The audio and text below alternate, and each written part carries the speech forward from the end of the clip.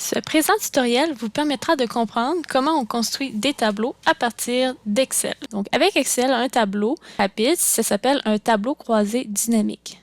On sélectionne nos données, on va dans l'onglet Insertion et on choisit Tableau croisé dynamique.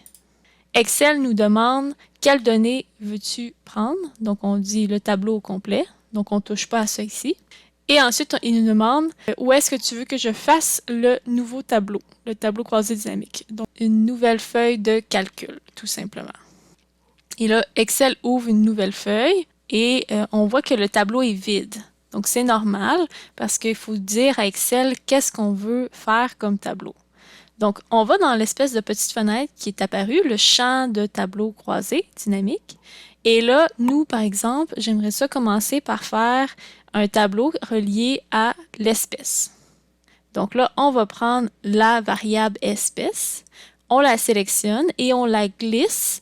On veut que les différentes espèces soient sur les lignes.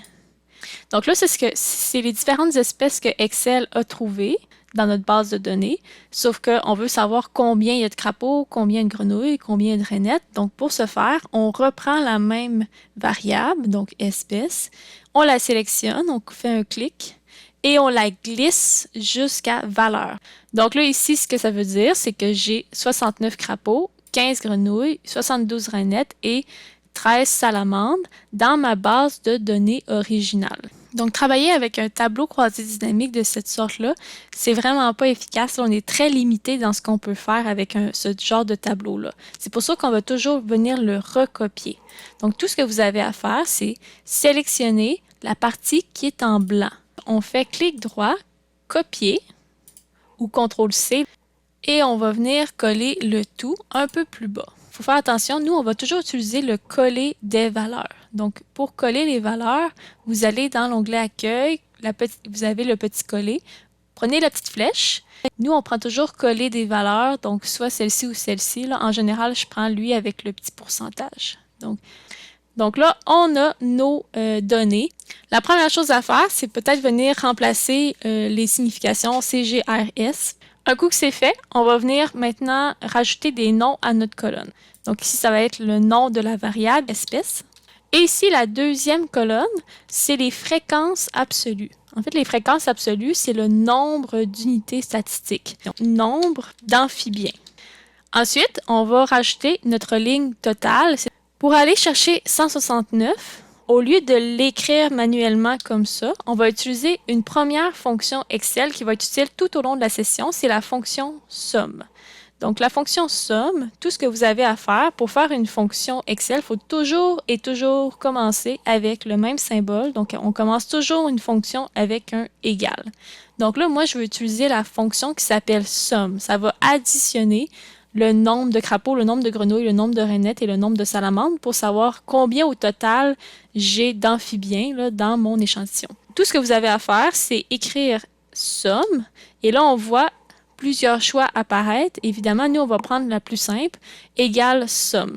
Puis, comme vous voyez, il est écrit « Calcule la somme des nombres dans une plage de cellules ». Et là, Excel vous demande « Qu'est-ce que je dois faire? C'est la somme de quoi que je dois faire? » Ben moi, je veux que tu fasses la somme de 69, 15, 72 et 13. Donc, on clique sur la première cellule et c'est glisser, donc descendre pour sélectionner l'ensemble des données. On ferme notre parenthèse et on clique sur Enter. Ensuite, quand on fait un tableau, on peut aussi rajouter une colonne qui s'appelle la colonne des fréquences relatives. Donc ici, je pourrais rajouter une colonne, puis la fréquence relative, en gros, c'est tout simplement le pourcentage. Là, on voit qu'on ne voit plus notre première colonne. Donc, ce qu'on peut faire, c'est venir élargir un peu notre colonne là, pour qu'on puisse voir mieux là, le nom des colonnes. Donc là, normalement, on sait que le total devrait donner 100%. Donc là, ici, pour calculer combien 69 crapauds, ça représente dans mon échantillon en pourcentage, le calcul est toujours le même.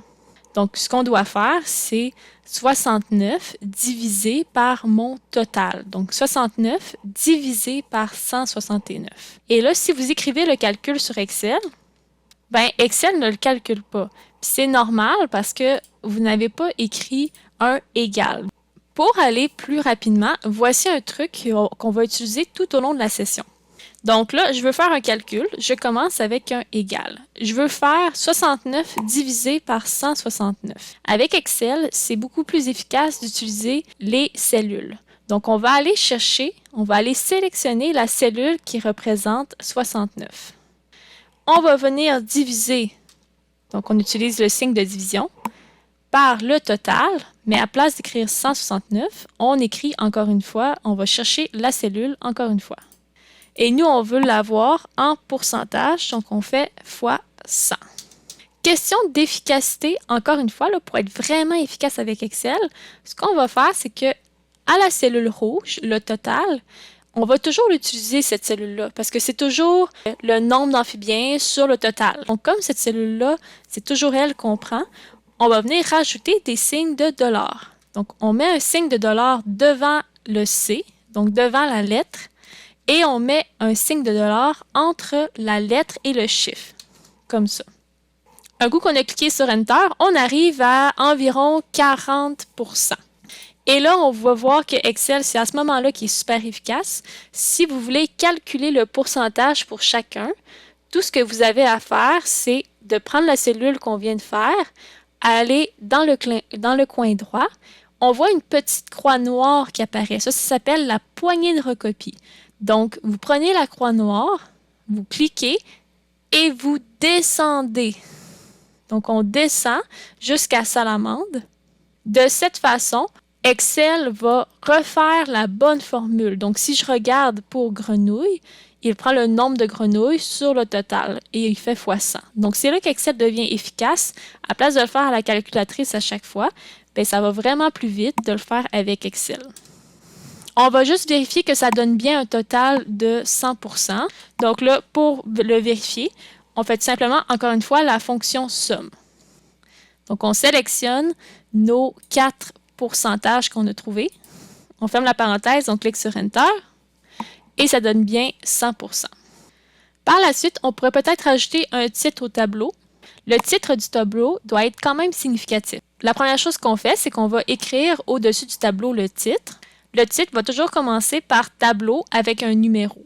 Ensuite, le titre doit comporter distribution, les unités statistiques. Donc ici, ce sont les 169 amphibiens. On donne le plus d'informations possible. Donc ici, c'était des amphibiens capturés à Québec entre telle et telle année, selon la variable espèce, donc selon leur espèce. Donc là, on a un tableau qui est quand même viable. La seule chose, c'est qu'il n'est pas super beau. Donc là, on pourrait juste simplement rajouter quelques éléments pour l'embellir. Première chose dans les nombres de présentation qu'on peut faire, c'est venir centrer l'ensemble des données. Donc, on sélectionne toutes nos données. On va venir les centrer. Et aussi par rapport, on va les aligner au centre dans la cellule. Autre élément qu'on pourrait ajuster, donc les fréquences relatives, le pourcentage, on voit qu'on a plein de décimales. On pourrait simplement venir faire en sorte que tous mes pourcentages soient avec 2 décimales. Donc, je sélectionne l'ensemble de mes données. On va dans le bouton qui est ici, dans le groupe Nombre, et ici il est écrit Réduire les décimales. Donc, on clique dessus. Et là, on va réduire autant de fois qu'on veut. Donc là, moi, je vais garder tout simplement 2 décimales. Par la suite, on peut venir ajouter des bordures. On sélectionne la ligne totale et on va venir rajouter une bordure en dessous. Donc, les bordures que vous pouvez choisir sont tous ici. Donc, moi, je veux une bordure en haut et en bas. Et je veux également une même genre de bordure. Je sélectionne et je vais choisir le même type de bordure. Bordure en haut et bordure en bas. Dernière chose qu'on peut faire pour venir ajuster selon les normes de présentation, c'est le titre. Et là, comme on peut voir, il déborde du tableau. Normalement, il faut que le titre se termine au même endroit que le tableau se termine. Donc, on sélectionne la case où le titre est écrit et on va venir glisser. Donc, on va venir sélectionner jusqu'à la dernière, à la fin du tableau. On va cliquer sur le bouton fusionner et centrer et ça va fusionner ces 3 lignes-là. Les 3 cellules que j'ai sélectionnées deviennent maintenant une grande cellule. Sauf que là, on voit qu'il y a certaines écritures là, qu'on a perdues. Donc, on va venir tout simplement cliquer sur renvoyer à la ligne automatiquement. Donc là, on revoit notre tableau, mais là, c'est la fin qu'on a perdue. En fait, tout ce que vous avez à faire, c'est aller agrandir, donc augmenter la hauteur de la ligne. Donc là, on voit notre tableau au complet. Si le titre comporte plusieurs lignes, comme là, dans mon cas, j'ai 2 lignes, il faut le mettre à gauche. Donc, pour l'aligner à gauche, on va tout simplement cliquer sur « Aligner à gauche », le bouton qui est ici. Et voilà, ça fait le tour pour l'ensemble des étapes à suivre quand on veut faire un tableau avec les fréquences absolues et les fréquences relatives.